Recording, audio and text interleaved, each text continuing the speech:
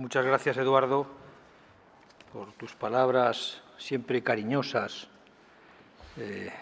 y desmedidas de la presentación. Quiero agradecerte, naturalmente, que me vuelvas a invitar un año más a estos cursos posgrado de la Universidad de Salamanca. Llevo ya unos cuantos años y siempre es un placer venir aquí, pasar una noche de frío, porque además siempre es en enero, no sé por qué. Tendrías que cambiarlo al verano alguna vez y, en fin, darles una oportunidad a nuestros queridos colegas que vienen de aquellas tierras que conozcan el verano español, no solamente el invierno, que el invierno es muy crudo y muy duro.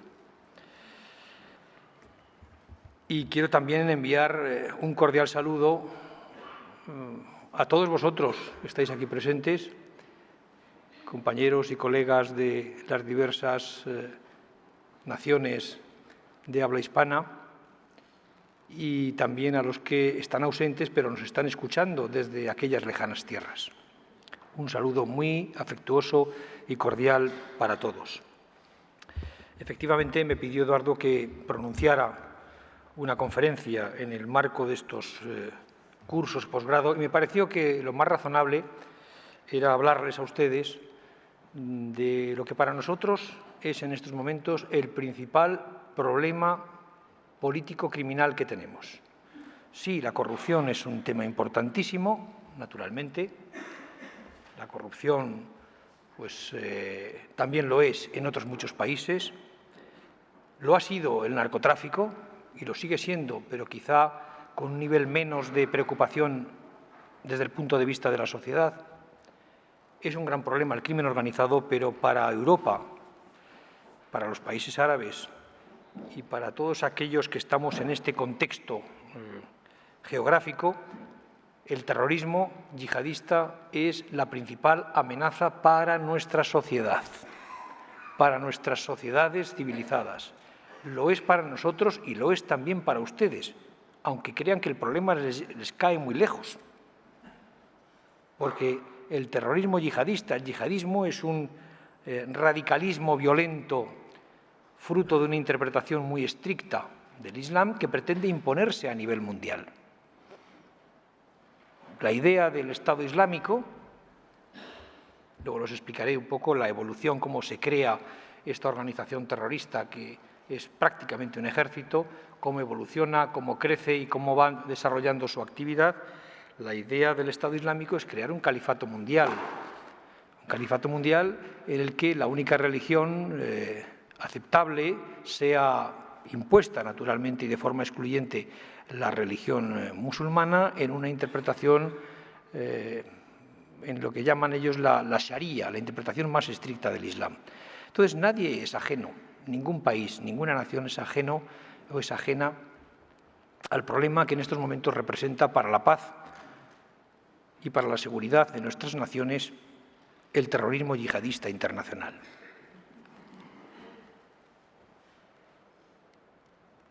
Yo les voy a hacer un pequeño resumen de cuál ha sido la evolución de la amenaza terrorista yihadista en estos últimos años y después les explicaré de una manera muy breve y muy sucinta cuál es la respuesta que se ha adoptado en España a través de diferentes reformas penales para disponer de instrumentos legales que realmente nos permitan ser eficaces en la lucha contra todas las actividades que está desarrollando este fenómeno terrorista y que no son solo cometer atentados, son otras muchas.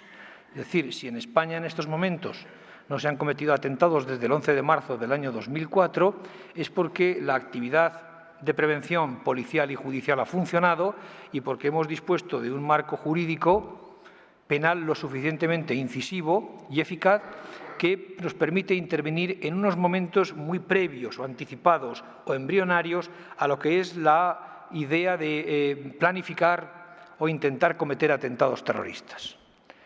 Eso, aunque a ustedes les pueda parecer extraño y de alguna manera pues la inclusión de estos tipos penales propios de respuesta anticipada o de respuesta preventiva a modo de delitos de riesgo en el Código Penal sea algo muy criticable para la dogmática penal tradicional, lo cierto es que es absolutamente imprescindible disponer de un marco jurídico lo suficientemente fuerte y que tenga respuesta en los diferentes niveles de la actividad que se desarrolla alrededor del fenómeno terrorista, de un fenómeno terrorista como este. Y verán que es que las dos grandes reformas del Código Penal que se han producido en materia de terrorismo en España en los últimos años, la del año 2010 y la del año 2015, se han aprobado y se ha considerado que eran necesarias en un momento en el que no hay atentados. Esto no se hizo después justo de los atentados del 11 de marzo. Se ha producido en un momento en el que el terrorismo nacional estaba ya prácticamente en vías de desaparición o de extinción.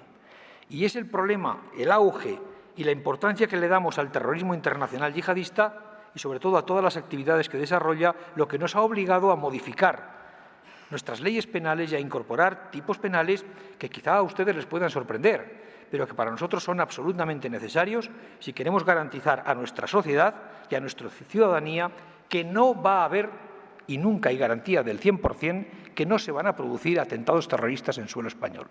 Y lo mismo piensan en Francia, y lo mismo piensan en Marruecos, y en Italia, y en Alemania, y en Gran Bretaña.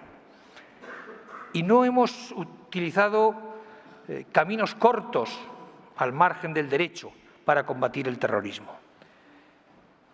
Hemos reforzado nuestro sistema legal, nuestras herramientas legales, pero no hemos creado espacios ajenos al derecho, como puede ser Guantánamo. No hemos aprobado leyes excepcionales, por ejemplo, que prorrogan la detención gubernativa sin límite, ni hemos utilizado a las fuerzas militares para combatir el terrorismo. No, en absoluto. Lo hacemos, lo intentamos hacer y combatimos el terrorismo dentro de nuestro espacio, de nuestro país, única y exclusivamente con las leyes. Unas leyes que incorporan tipos penales, es verdad, un tanto incisivos, propios o que encajan perfectamente en un derecho penal preventivo fundamentalmente y respetando, como no, las garantías básicas o los principios básicos de un Estado de Derecho. El respeto a la legalidad, el principio de legalidad en materia penal. No puede haber una conducta punible si no hay una ley previa que la tipifique. El respeto al principio de presunción de inocencia. La garantía de la intervención judicial. Un terrorista no puede ser ajeno a la tutela judicial. Un terrorista es un delincuente. Es un delincuente que ha cometido delitos muy graves. Es una grave criminalidad el terrorismo, pero no podemos sacarlo de la respuesta propia del Estado de Derecho y, además, aplicando unas leyes de procedimiento en las que existen muy pocas, por no decir casi ninguna, restricción específica o excepcional de derechos fundamentales por tratarse del combate contra el terrorismo. Prácticamente ninguna. Las mismas leyes de procedimiento con las que se combate la criminalidad común, la criminalidad organizada o la criminalidad económica sirven para combatir el terrorismo. Ni más ni menos. Pero ¿por qué hemos llegado a esta situación? Es evidente, y todos ustedes lo saben, que el terrorismo internacional yihadista ha experimentado un incremento y un auge espectacular en los últimos años. Sobre todo desde finales de la década de los 80, que es cuando comienza el fenómeno de expansión del yihadismo. A raíz de la guerra de Afganistán es cuando nace esa primera organización terrorista o esa multinacional del terror que ha sido y es Al-Qaeda.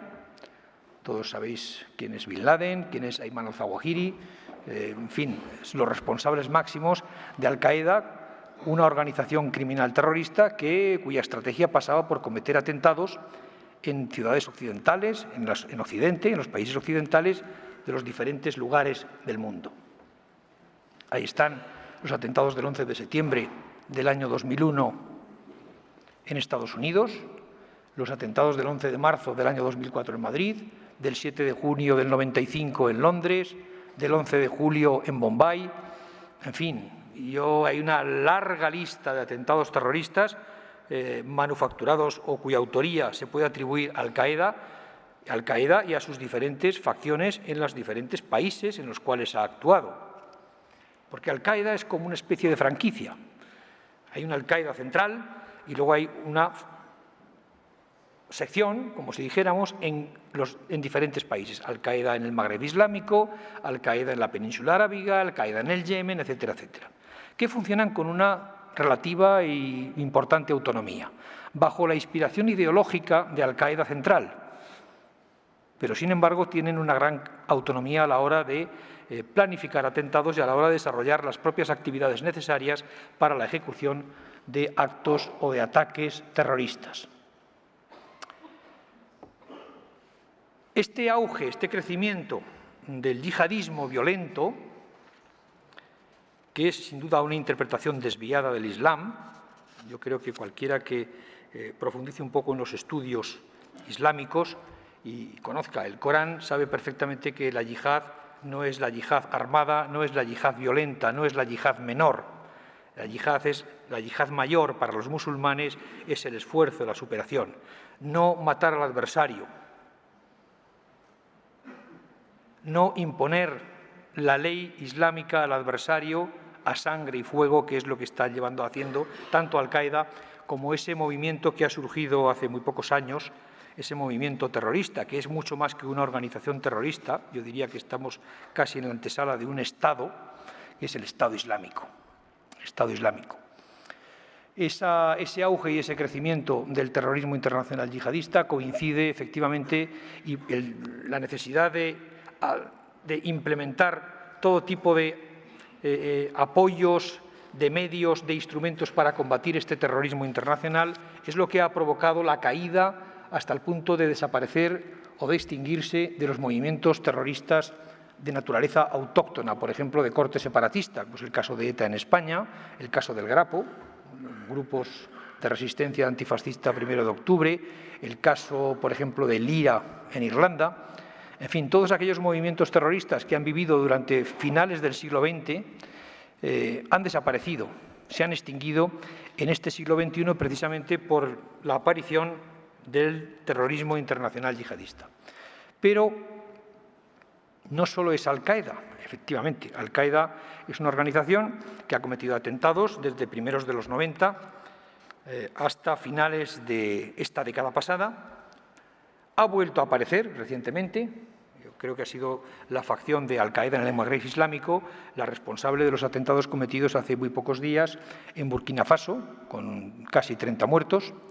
Pero la mayor parte de los atentados que se están cometiendo ya en los países, durante estos últimos años, en países como pueden ser Túnez, Francia, Yemen, Mali, etcétera, son atentados inspirados y preparados por el que ahora se conoce como Estado Islámico, el Daesh, en terminología árabe, el Daesh.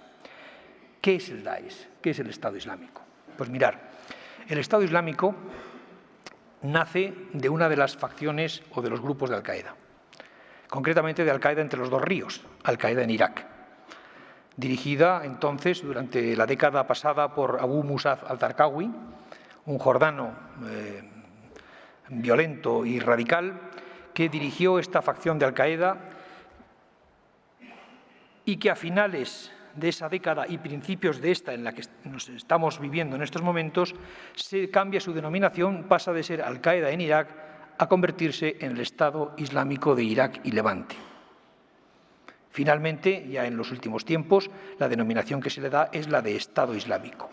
Es una organización dirigida por un individuo que se llama Abu Bakr al-Baghdadi, el llamado califa del Estado Islámico, que es el que pretende ser el califa, el líder del califato mundial musulmán, y que pretende recuperar, yo creo que es una estrategia mucho más incisiva y sobre todo mucho más ambiciosa que Al-Qaeda, pretende recuperar todos aquellos, primero, acabar con todas las monarquías de los países islámicos, por supuesto, acabar con todos los regímenes de países islámicos que no respetan a su juicio la Sharia como ley islámica y, desde luego, también recuperar aquellos territorios que fueron en su día parte o fueron musulmanes en siglos pasados, como por ejemplo ocurre con España, al-Ándalus, en la terminología de ellos. De alguna manera, la estrategia del Daesh, del Estado Islámico, es mucho más ambiciosa, como luego tendremos ocasión de comprobar. Para entender la evolución del terrorismo internacional yihadista en la última década, yo creo que hay que conocer o hay que formular y reflexionar sobre algunas consideraciones.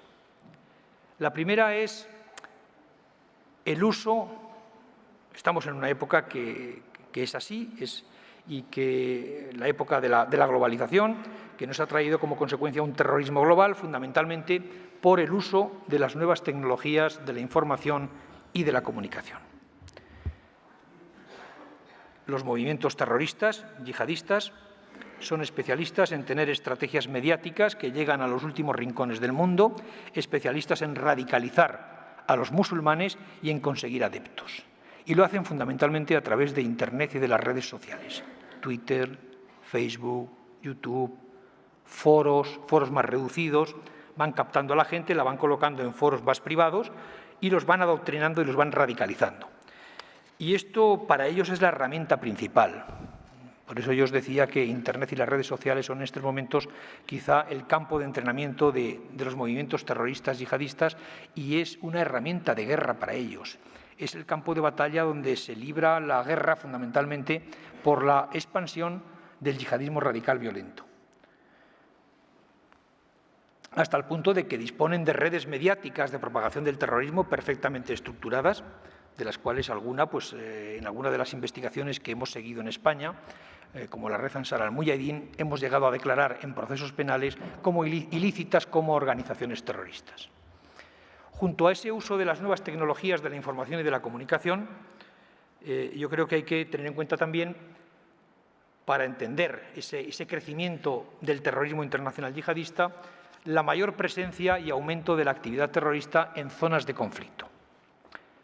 Las zonas de conflicto, en fin, no es América, pues puesto en estos momentos no, Estados Unidos sí lo ha sido en la medida en que han sufrido atentados muy graves, pero os repito que ningún país está fuera de riesgo a la hora de sufrir la amenaza terrorista del yihadismo. Hay países en América que tienen comunidades judías importantes y la comunidad judía es un objetivo del yihadismo radical violento.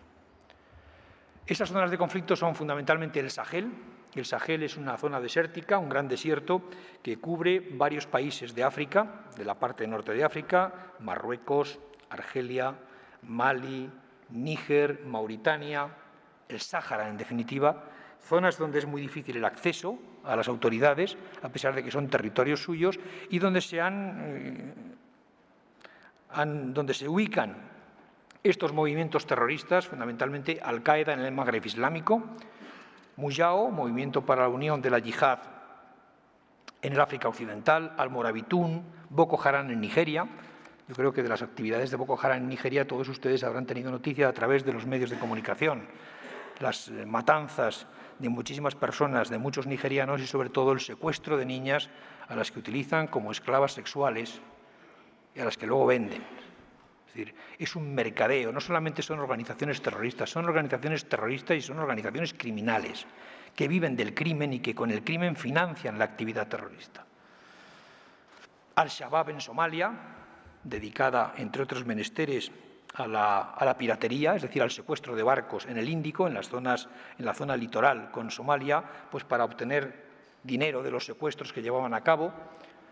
Pero fundamentalmente la zona de conflicto es Siria e Irak. Siria e Irak, dos países que por las circunstancias geopolíticas de hace unos años, en los que se ha generado una desestabilización enorme, y esto ha provocado el nacimiento, ha provocado la implantación del Estado Islámico, del Daesh, en esos dos países, hasta el punto de ocupar una parte importante de sus territorios. Se calcula que en estos momentos la zona de Siria y de Irak que ocupa el Estado Islámico es similar al Reino Unido. Fíjense ustedes. Es decir, hay una parte importante de los dos estados que está bajo la autoridad del Estado Islámico.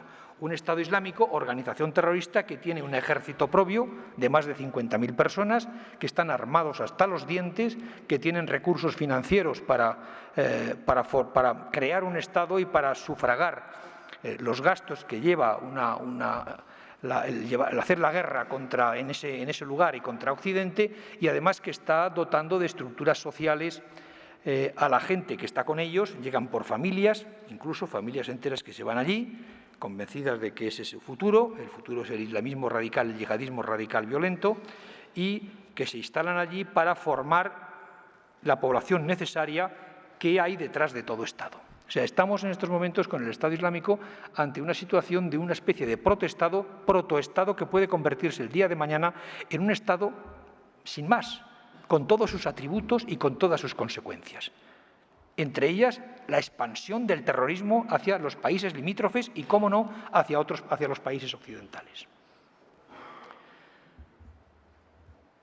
Otra de las características más significativas de la evolución del terrorismo internacional yihadista en la última década, y ya esto afecta más a las actividades que han desarrollado los países occidentales, es la presencia de células o la presencia de lobos solitarios, individuos que se adoctrinan a través de Internet, que no necesitan recibir una orden de allá.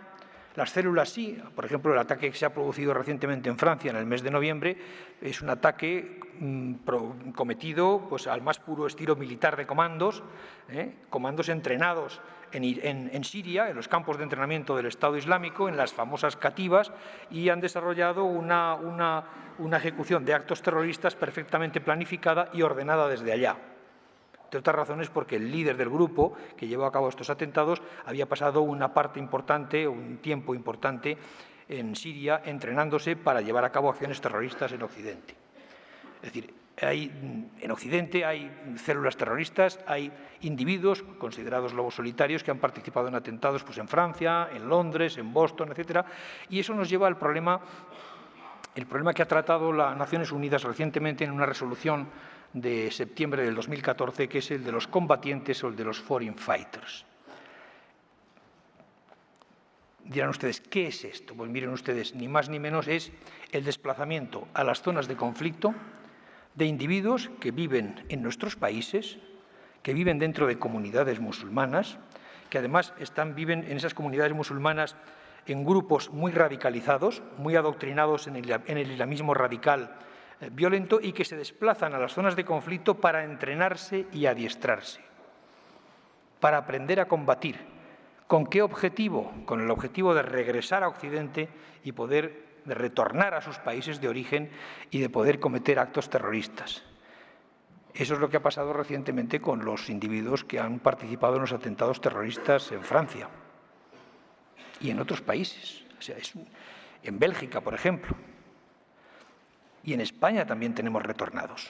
Afortunadamente, una parte importante de los retornados ha sido identificada y hemos podido detenerlos e ingresarlos en prisión preventiva. Pero un individuo que se ha adiestrado, que se ha entrenado en Siria, en el manejo de las armas, que se ha adoctrinado, que ha sido capaz ya de asumir la idea de que puede morir y no le importa morir para cometer acciones terroristas, siempre que pueda cometer una acción terrorista, realmente es un individuo de un peligro potencial enorme que debe ser neutralizado desde el punto de vista legal. Pues bien, yo debo decirles que más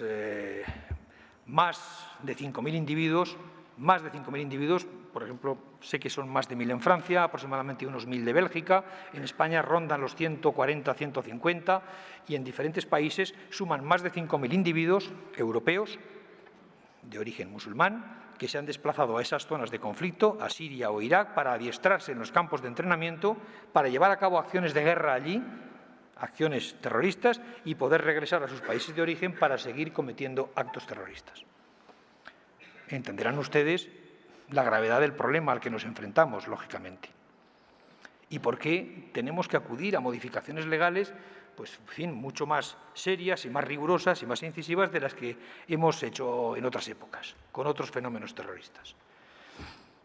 Y otra de las características que también destaca dentro de la evolución del terrorismo internacional yihadista ya en estos últimos años, sobre todo en esta segunda década en la cual nos encontramos, es la expansión de la actividad de captación de mujeres y de menores de edad.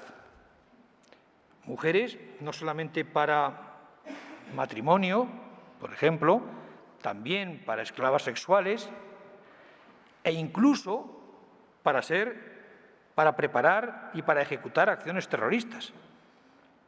Ya conocen ustedes casos concretos de mujeres que van con sus cinturones de explosivos y que se sacrifican, se suicidan para llevar a cabo una acción terrorista en un lugar determinado. Y menores de edad, al menos en España, desde luego en nuestras investigaciones hemos detectado un abundante número de casos en los que se han creado redes de captación y de adoctrinamiento de menores de edad, sobre todo mujeres, para desplazarse hasta las zonas ocupadas por el Estado Islámico para cumplir diversos fines, que puede ser cometer acciones terroristas, que puede ser casarse o tenerlas simplemente, que es lo que ocurre finalmente, como esclavas sexuales de unos y de otros hasta que no les sirven para nada. Estas son un poco, en líneas generales, las características o diría las notas más significativas de la evolución del terrorismo internacional yihadista en la última década.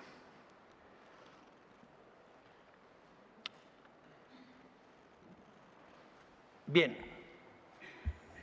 ¿cuál es el estado actual de la amenaza?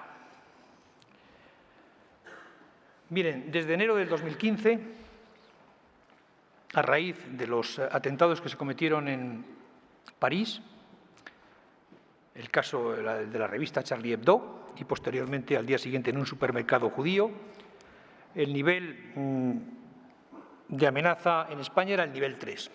Nivel 3 significa, en ese protocolo de seguridad que tenemos establecido en España y también en otros países occidentales, que el nivel de amenaza es alto con riesgo de atentado terrorista. A raíz de unos atentados cometidos en junio del 2015, se incrementó el nivel de amenaza al nivel 4. Nivel 4, amenaza muy alta, con riesgo probable de atentado terrorista, al igual que en Francia y al igual que en cualquier otro país. Esto supone, pues, naturalmente, una serie de medidas adicionales de vigilancia o de seguridad en infraestructuras críticas, en centros, centros públicos y también de mayor vigilancia en las calles. Si ustedes van por las calles de Madrid, por ejemplo, verán en muchísimas esquinas coches de la policía con policías uniformados y armados hasta los dientes. Y esto al ciudadano no le preocupa. Yo creo que esto al ciudadano le da seguridad, el ver a la policía en sus calles con ese objetivo, que además no solamente cumplen con el protocolo de prevención de la amenaza terrorista, sino que además es una arma disuasoria para cualquier tipo de criminalidad. El ciudadano se siente más seguro, el ciudadano normal y corriente se siente más seguro paseando cuando ve ahí una furgoneta de la policía con funcionarios uniformados y armados. El nivel 4, desde luego, ya el funcionamiento, la prevención está ya en sus límites más importantes. Toda la maquinaria preventiva del Estado se pone en marcha, tanto desde el punto de vista policial como judicial, como desde el punto de vista de los servicios de inteligencia. Hoy, como les decía, la principal amenaza para los países occidentales es el Daesh, es el Estado Islámico, que dispone de territorio, dispone de ejército, dispone de recursos financieros, dispone de estructura social y de poder coactivo para aplicar la Sharia, con la idea esa de convertir a todos estos países en una especie de califato mundial. En menor medida, otros grupos como Al-Qaeda en el Magreb Islámico, Al-Qaeda en el Yemen, Al-Qaeda en la península arábiga y, en definitiva, todas las facciones vinculadas con ese primer movimiento o organización terrorista que surgió a nivel mundial, que fue Al-Qaeda. En cuanto al estado actual de la amenaza terrorista yihadista, yo vuelvo a incidir en la idea de que es fundamental o que se está utilizando en todos los sentidos por parte de ellos como herramienta de batalla las nuevas tecnologías de la información y de la comunicación, Internet y las redes sociales, que son en estos momentos los principales instrumentos terroristas para la captación, para el adoctrinamiento, para el reclutamiento, para la formación, actividades todas que están penalizadas en la legislación penal española, obligadamente, sobre todo a partir de las reformas que se han llevado a cabo en el año 2010 y en el año 2015. Pero hay una doble estrategia. El otro día leí un artículo sobre este tema en la revista el Instituto Español de Estudios Estratégicos, que me llamó la atención, y en él se hablaba de una doble estrategia por parte del yihadismo radical violento, una doble estrategia de lucha contra el enemigo, que es en definitiva la idea de la yihad violenta. Es luchar, vencer al enemigo de forma implacable. Y en el enemigo para ellos no son solo los cristianos, no son solo los judíos, no son solo aquellos que no tienen religión, los laicos, los países laicos, son también los chiitas. Los chiitas son una de las dos grandes familias del Islam. Los sunitas, el Daesh, el Estado Islámico, es de origen suní, y los chiitas, sin embargo, para ellos son apóstatas. En consecuencia, no merecen ninguna consideración y son enemigos a todos los efectos. Bien, y en esa doble estrategia de lucha contra el enemigo había dos conceptos: el concepto del enemigo cercano y el concepto del enemigo lejano. El enemigo cercano para ellos son los propios países árabes que están a su alrededor, las monarquías autoritarias, los países árabes de corte democrático o que tienen unas ciertas estructuras democráticas. Y la lucha contra el enemigo cercano lleva consigo, naturalmente, potenciar las zonas de conflicto, Siria, Irak, Libia, y la expansión de ese conflicto a los países limítrofes. Esta es una estrategia diseñada por el Estado Islámico a raíz de su creación.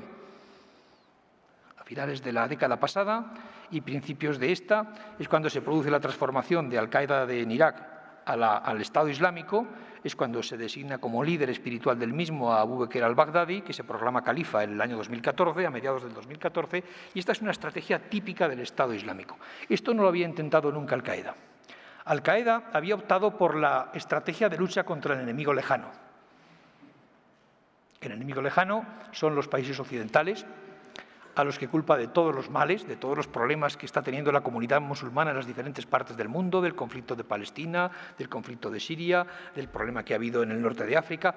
Todo es responsabilidad de los países occidentales, particularmente de Estados Unidos, de Gran Bretaña, de Francia ahora también, España también estaba metida en ese tema, Alemania, Italia, en fin, todos los países occidentales son estados democráticos, son los responsables de todos los problemas que están teniendo las comunidades musulmanas en sus diferentes países. Entonces, la estrategia de lucha contra el enemigo lejano es, naturalmente, no puede ser la invasión de sus territorios por un ejército, porque eso es imposible, es la estrategia de cometer atentados indiscriminados en los mismos. ¿Qué es la estrategia original de Al-Qaeda? Al-Qaeda ha venido cometiendo atentados a través de células o a través de individuos en países occidentales desde primeros de los años 90. Hasta culminar con el famoso atentado del 11 de septiembre o con el atentado del 11 de marzo en Madrid. Sin embargo, el Estado Islámico ha evolucionado combinando esa doble estrategia de lucha contra el enemigo cercano y el enemigo lejano.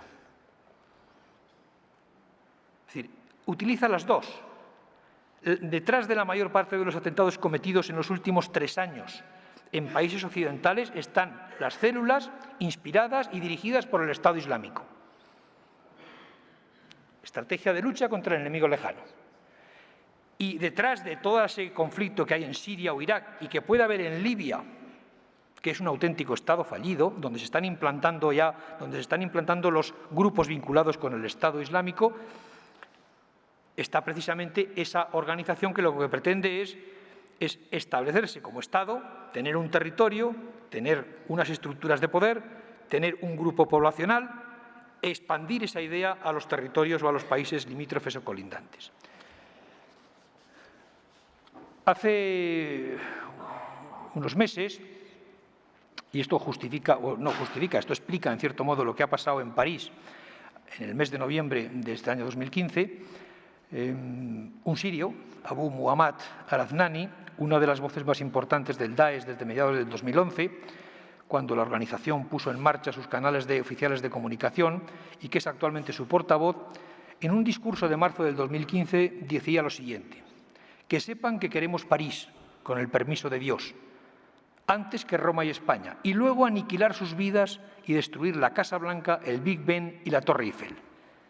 En ese momento estaba indicando explícitamente el cambio estratégico e ideológico del Daesh y el camino a seguir en el futuro. Y en otro mensaje que se remonta al 22 de septiembre del año 2014, al-Adnani, uno de los personajes más importantes del Estado Islámico, afirmaba que se podía matar a un infiel americano o europeo, sobre todo al malvado y asqueroso francés, o a un australiano o a un canadiense, o a cualquier otro malhechor que se encuentre entre los países que han declarado la guerra, incluyendo nacionales de terceros países que han entrado en una coalición contra el Estado Islámico, sin pedir consejo ni permiso de nadie. Estas fatuas, estas proclamas, son las que mueven o agitan las conciencias de las diferentes células o grupos que tenemos en nuestros países y, en virtud de eso, no hace falta que reciban una orden específica. Se ponen en marcha para planificar y ejecutar un atentado terrorista. Se buscan las armas, se buscan los medios necesarios y se planifica el atentado, que es lo que ha pasado en París en noviembre, o que ha pasado en otras ocasiones en otros atentados cometidos en ciudades de países occidentales. Bien, esa estrategia de lucha contra el enemigo lejano y el enemigo cercano también hay que verla desde la otra perspectiva, desde la nuestra. Esto explica por qué nosotros, Occidente, los países occidentales, cuando luchamos contra el enemigo lejano, que está en las zonas de conflicto, Siria, Irak, Mali, etcétera, lo que articulamos es evidentemente una estrategia militar. Una estrategia militar fruto de una coalición en la que participan varios estados que suman recursos militares para llevar a cabo una estrategia de guerra. Mientras que en la lucha contra el enemigo cercano que tenemos aquí en nuestras sociedades y en nuestros países, no podemos ni debemos utilizar esa misma estrategia. La estrategia no es ni más ni menos que la aplicación de las leyes, pero con todo el peso de las leyes. Debemos estar preparados para combatir el terrorismo en nuestros países, no con estrategias militares o creando espacios ajenos al derecho. Debemos estar preparados con herramientas legales, con efectivos policiales antiterroristas que sean eficaces y con un sistema judicial que funcione. Y, si es posible, con una perfecta coordinación entre unos y otros. Esa es la grandeza y la realidad del Estado de Derecho. Luchamos contra el enemigo cercano, contra los que tenemos aquí, individuos, grupos u organizaciones, con las leyes, pero aplicando las leyes, respetando la legalidad, respetando la presunción de inocencia, respetando el derecho al juez, la garantía judicial, de la tutela judicial, y aplicando unas leyes procesales que sirven para todos los individuos sujetos a investigación criminal. Pero hay que hacerlo de manera efectiva, de manera eficaz y sin ceder ni un milímetro. Eso sí, con una estructura legal, con unas herramientas legales que sean lo suficientemente eficaces como para prevenir atentados terroristas, que es nuestra misión principal en estos momentos. Las investigaciones penales siempre se han desarrollado a delito cometido, es decir, a delito de resultado cometido. Se cometía un homicidio, se investigaba quién era el autor y se buscaban las pruebas. Esto no nos vale con el terrorismo, porque cada vez que nos sacuden hay decenas o cientos de muertos. Y esto genera un nivel de inseguridad muy importante en nuestra población, en nuestras sociedades. Y hemos de garantizar la seguridad sin merma de las libertades básicas de nuestros ciudadanos. Pero hemos de garantizárselas. ¿Cómo lo hacemos?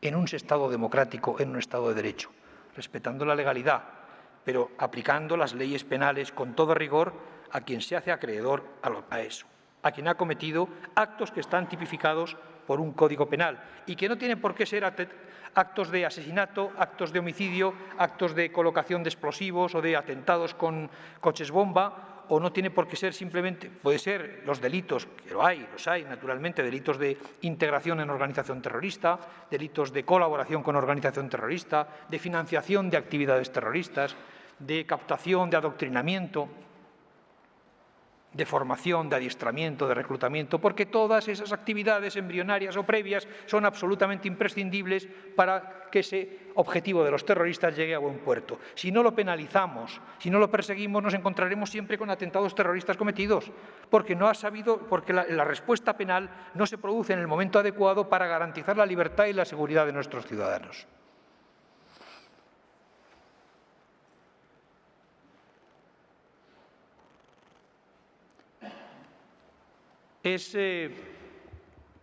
fijaros si es importante el tema del yihadismo y del terrorismo yihadista en España en estos momentos, que el número de investigaciones va creciendo a pasos agigantados en los últimos años.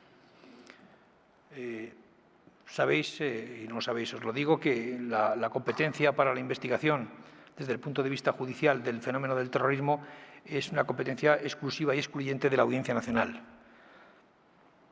y de la Fiscalía, de la que yo dirijo como responsable de la Fiscalía de la Audiencia Nacional. Pues bien, si fijaros en el año, ahí veis unas estadísticas que a mí me parecen muy significativas y que demuestran la importancia que está tomando la investigación de este fenómeno dentro de nuestra actividad diaria. Porque en la Audiencia Nacional se investiga naturalmente el terrorismo, pero también se investigan crímenes financieros, casos de corrupción, casos de narcotráfico, casos de crimen organizado, de falsificación de moneda, graves defraudaciones, delitos sometidos al principio de justicia universal. En fin, tiene toda una actividad de persecución del crimen más importante, pero en estos momentos el terrorismo, sin duda, es el problema y la amenaza que más trabajo nos ocupa, hasta el punto de que en el año 2015, por ejemplo, el 20% de la totalidad de las investigaciones de la Audiencia Nacional fueron por terrorismo yihadista. Por terrorismo yihadista. Siguen existiendo, naturalmente, investigaciones por otros fenómenos terroristas, como el de ETA, el Grapo, etcétera, pero ya es una respuesta, como diría yo, casi marginal o residual. Es una actuación marginal o residual porque los fenómenos terroristas autóctonos ya han entrado claramente en un proceso irreversible de extinción o de desaparición.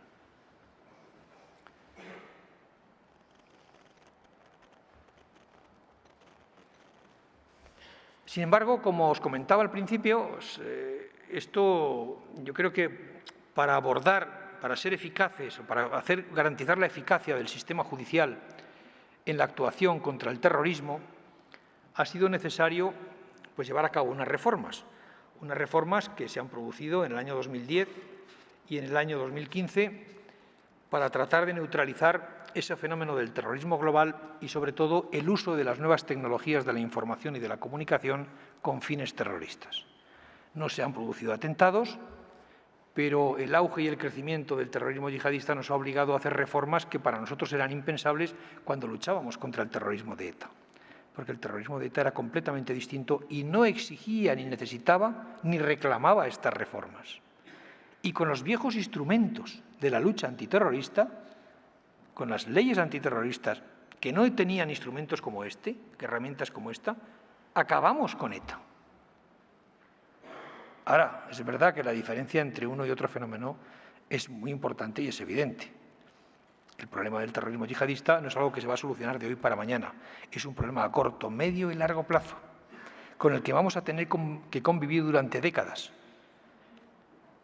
y en el que todos los países más cercanos y los países más lejanos, aunque se sientan menos afectados por este problema, deben de colaborar y deben de contribuir, deben de coordinarse, deben de establecer una respuesta internacional absolutamente adecuada y coordinada.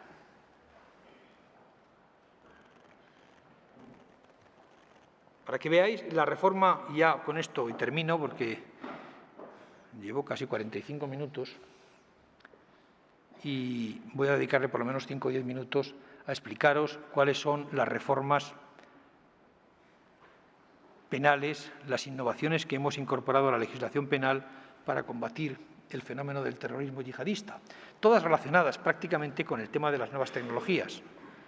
Pero es interesante que las conozcáis porque para algunos les han suscitado algunas críticas en la medida en que se ha podido ver un poco o han entendido que se podía recortar o que podía recortarse la libertad de expresión o la libertad de información, sobre todo cuando veáis que hay una figura específica que castiga el autoadoctrinamiento, que consiste en el acceso de manera habitual a través de Internet o de servicios online a determinados mensajes, consignas o informaciones que circulan por Internet y que circulan de manera libre. Fijaros. Pero bueno, luego para eso está la justicia penal, para acotar la verdadera responsabilidad de alguien cuando lleva a cabo estos actos. En el año 2010, la reforma llevada a cabo por la Ley Orgánica 5/2010 introdujo algunas novedades importantes en la legislación penal. Primero, la incriminación específica del delito de financiación del terrorismo, la penalización de la captación, que se consideraban como conductas de colaboración, la captación, adoctrinamiento, adiestramiento y formación de personas para integrarse en organizaciones o grupos terroristas o para cometer delitos de terrorismo. Y también se incriminó la distribución o difusión pública de mensajes o consignas dirigidas a provocar, alentar o favorecer la comisión de delitos de terrorismo, generando o incrementando el riesgo de su efectiva comisión. Es decir, difundir públicamente a través de las redes sociales o a través de Internet vídeos de ejecuciones o mensajes relacionados con la interpretación radical de las organizaciones terroristas podía ser delito, naturalmente dependiendo de la persona que llevara a cabo esas conductas, si era o no alguien vinculado al mundo del yihadismo radical violento. La reforma del año 2015 ha ido mucho más allá. Esa reforma, que se aprueba por Ley Orgánica 2/2015 de 30 de marzo, es consecuencia directa de la aprobación de la Resolución de Naciones Unidas, no recuerdo el número, pero sé que es una resolución de septiembre del 2014, que trata todo el problema de las nuevas tecnologías de la información y de la comunicación al servicio de las organizaciones terroristas y el problema de los foreign fighters, de los combatientes extranjeros. Bien, en esa reforma, a través de esa reforma, pasan a ser considerados delitos, por lo tanto perseguibles penalmente y sujetos susceptibles de ser investigados. Primero, el desplazamiento de combatientes a zonas de conflicto. En segundo lugar, el adoctrinamiento y el adiestramiento pasivos. Y en tercer lugar, el autoadoctrinamiento y el autoadiestramiento. Figuras que os voy a explicar porque es aquí donde quizás la reforma ha ido más lejos y donde han surgido algunas pocas, muy pocas voces críticas que han cuestionado la incorporación de estas conductas como delito al Código Penal. El adiestramiento y el adoctrinamiento pasivos se describen como el hecho, la acción típica, todos ustedes son juristas y saben perfectamente a qué me refiero, la acción típica consiste en recibir adoctrinamiento o adiestramiento militar, no solamente el activo, sino también quien recibe. O sea, quien adiestra a alguien comete un delito, o quien lo adoctrina. Ya lo cometía antes, pero ahora quien recibe ese adoctrinamiento también lo comete.